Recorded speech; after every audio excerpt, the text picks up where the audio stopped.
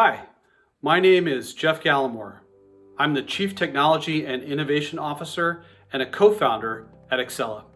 For those of us in the technology industry, we want to deliver value from the software and systems we build. The more value we deliver, the better. The faster we can deliver that value, the better. We also want to make sure the software and systems we build are right and don't cause problems. In my experience, organizations take one of two approaches to ensuring correctness and mitigating problems in production. The typical organizational response is to add more human reviews and sign-offs to catch any issues before they make it into production. Not only does that approach lead to long lead times for changes, usually measured in months or quarters, research has shown it's actually counterproductive to software delivery performance. So going back to our original statement, delivering more value faster and making sure we're not creating problems in the process, we should be thinking about this from two aspects. The first aspect is things we do to make sure the software is right before going to production. So things like continuous integration and automated testing in all of its forms. Integration, security, product acceptance, just as examples. Many organizations are already thinking this way and using these practices.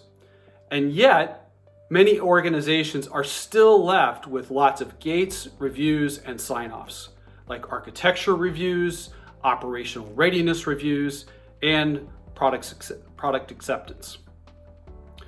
What many organizations aren't thinking about is the second aspect. Instead of just more testing and review prior to production, realizing you will never catch everything or plan perfectly, high-performing organizations also lower the cost and impact of a problem in production. So how do they do this? So one, continuous delivery. When you can deliver changes and fixes in minutes rather than months or quarters, you unlock an amazing capacity for being able to deliver not only value faster, but also respond to problems that you detect in production much faster. Another technique, BlueGreen deployments. In this pattern, you have a blue environment and a green environment side by side in production. The blue environment is your active production environment where all of the traffic is going. The green environment is where you're deploying new changes into, and it's only when you're sure that those changes are good to go do you flip the switch on the green environment, cut over from blue to green, and make that the new production environment. The next set of changes will go back into the blue.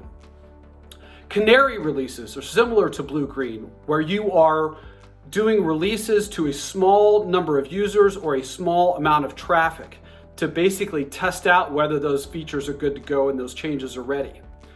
And only when you're sure about that do you release it to the rest of the population and the rest of the traffic. Another feature, or another technique that we use, feature toggles. This is about being able to turn on and off features in production. And we put that power into the hands of the product owner so that that person can make decisions about whether the feature is ready to go or not. And even if you want to back out a feature, it's a simple matter of turning the toggle off. And then the last one is chaos testing. And this is what we do in production to detect and identify what the failure modes of a system are so that we can identify those and build in more robustness and resiliency into that system. The hard thing with these practices is not the technology. That's a solved problem. The hard thing is the mindset shifts that need to happen to implement them, to have people think differently about software delivery and risk. But for organizations that do make that shift, they get a double win. They get more value sooner from the software and systems they build, and they also get more operational stability with fewer customer impacting problems.